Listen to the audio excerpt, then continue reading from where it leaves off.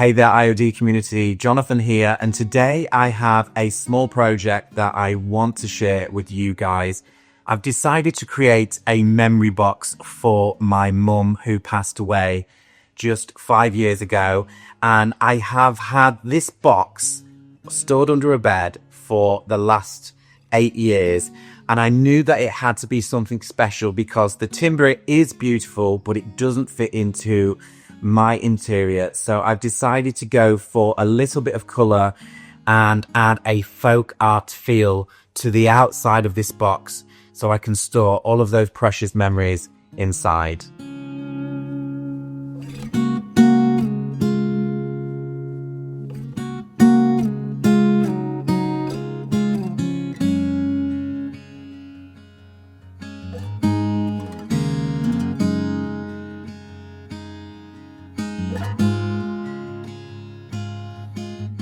So let's dive into a little bit of preparation. So my first step is to do all of the fixes, remove this red felt from the base of this box and the central bar that runs across this box. I'm not sure entirely what this bar was used for. I think this box might have been a trophy box holder. Let me know in the comments what you think this box probably was used for originally.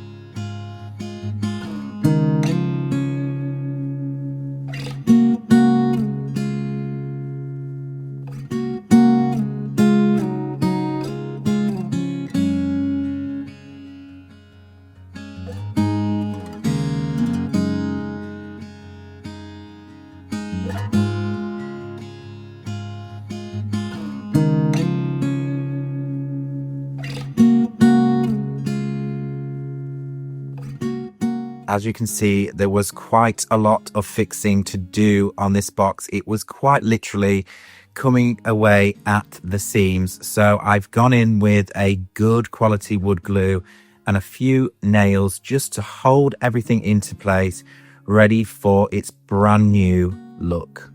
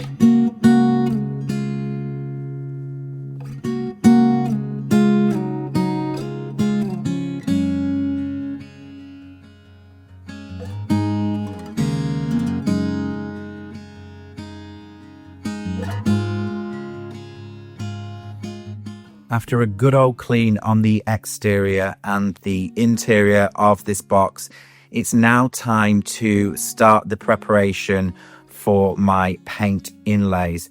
So I've opted to go with a chalk style paint. I will be dropping the paint inlays directly into the paint on the exterior of this project. But for the interior, I've just opted to go for a very plain finish in a soft beige cream color.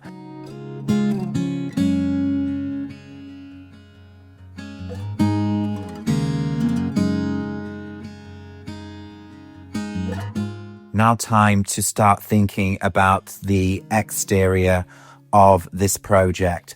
So when thinking about your background color, I would always suggest that you bring your IOD paint inlay and take a look at some of the colors that sit in the inlay and kind of work out what will look really good on the background.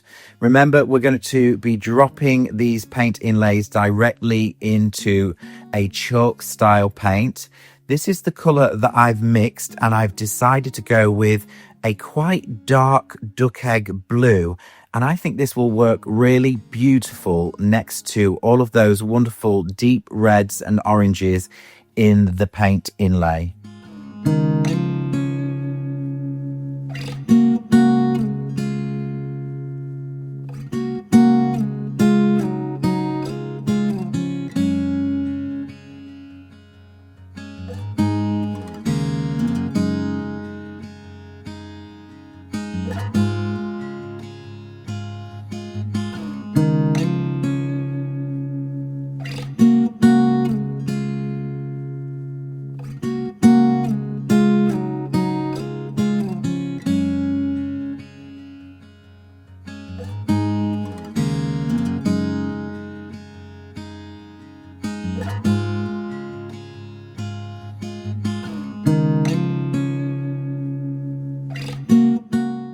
I have now applied 2 coats of chalk style paint to cover the whole exterior of this piece, ready to receive the Iron Orchid design paint inlays.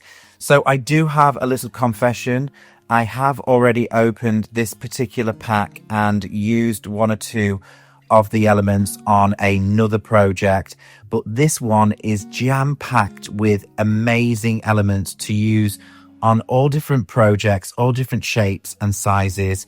These particular trims I absolutely adore, and I think they will work beautifully on the edges of this project.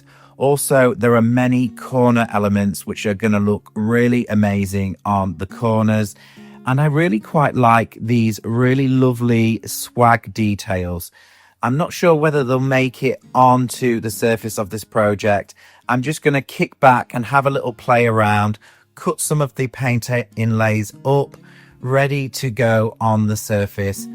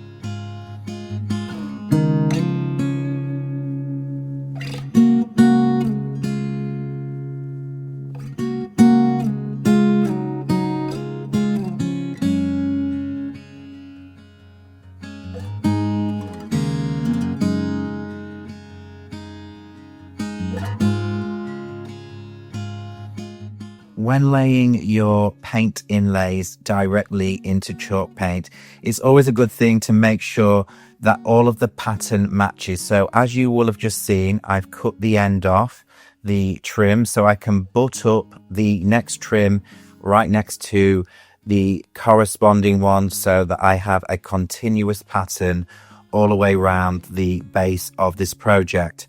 As you can see, I'm liberally applying the same coat of chalk paint over the top of the original colour, and then I'm spritzing the back of the paint inlays. You could do the front or the back, it doesn't really matter. As long as the paint inlay is nice and damp, it will allow the paper to stretch so that you can place it directly into the chalk style paint really easily and smooth down with your fingers and a damp sponge, just to make sure that you get great contact to contact with your paint inlay.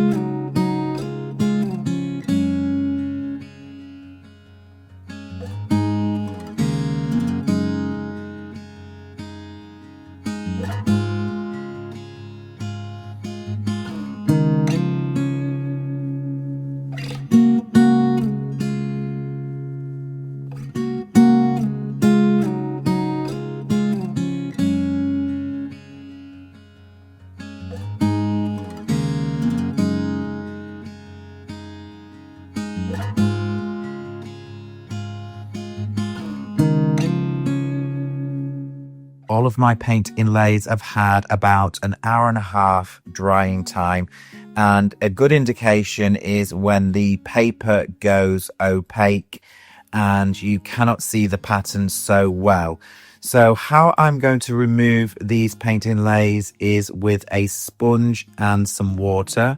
I'm going to dampen all of the backside of the paint inlays for easy removal. One by one, it will reveal the beautiful pattern underneath.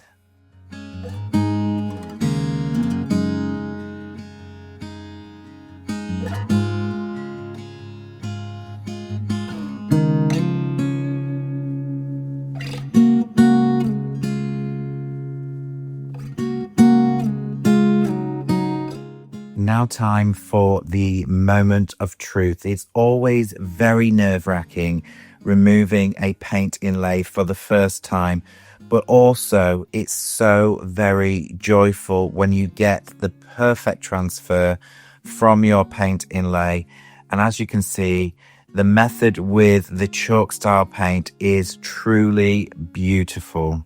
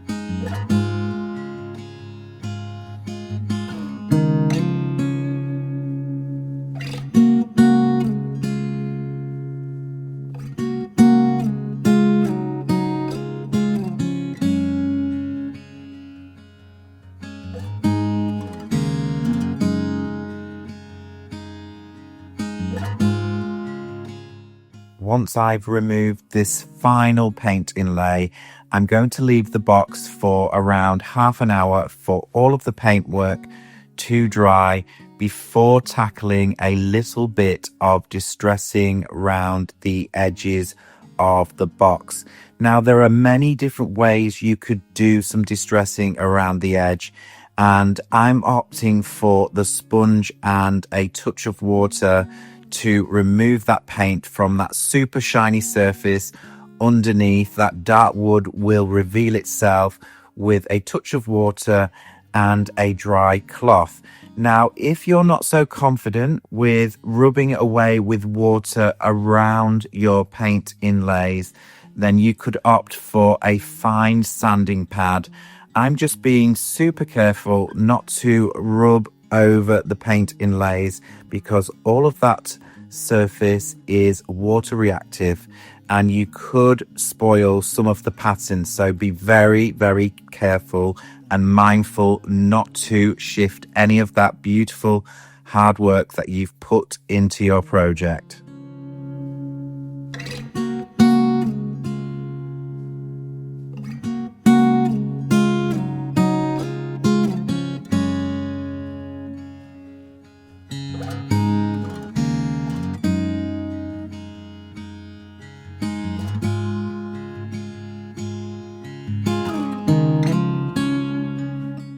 After completing all of my distressing on the exterior of this project, I'm going to dive straight back into the interior and touch up one or two of those edges to make for a nice, neat finish, ready to receive my top coat. Now, there are many different top coats and different applications you could use over a paint inlay. But for this project, I'm opting probably for one of the easiest finishes.